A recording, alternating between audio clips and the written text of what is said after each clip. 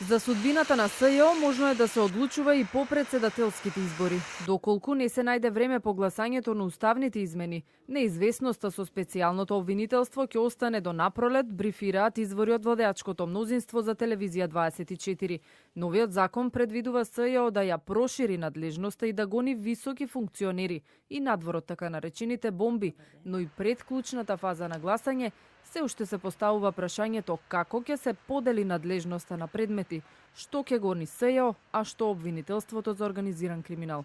Законот е во ред, меѓутоа треба да се доредат клучни прашања. Не сме да има судирна надлежност при гонењето помеѓу двете обвинителства и за организиран криминал и корупција и мандатот на СЈО. Второ прашање кое треба да биде предмет на јавна дискусија е прашањето за истекување рокот на застареност на делата.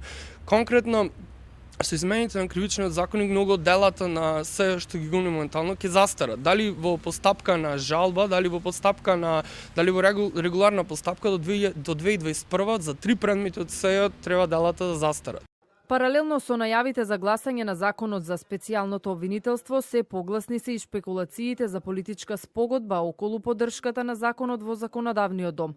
Во јавноста се поставува прашањето дали СЈО се согласи да ги пушти Сашо Мијалков, Орце Камчев и останатите обвинети да излезат од притвор во куќен притвор, во замена за гласови за законот за СЈО. Имајте предвид дека поголемиот дел од обвиненијата кои се сега се повеќе од СЈО одошто за 27 април, логично е да се претпостави дека политичките договори кои евентуално би се правеле повеќе би се врзувале за случаите потегнати од СЈО, одошто за случаите од 27 април кои се релативно затворена категорија. Дали има некаков политички дел и како тој ќе се репрекурира, ќе видиме во наредниот период, особено преку евентуалниот договор за член 3 од кривичниот законник која дефинира злоупотребата на службената положба и овластување, која е оскана најголемиот дел од обвиненијата на СЈО.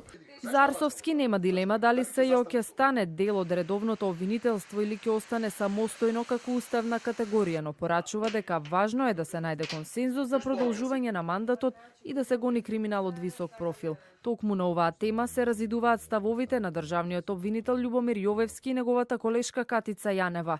Јовевски смета дека СЈО би требало да се вклопи во законот за јавно обвинителство и дека новиот предлог закон за СЈО е противуставен.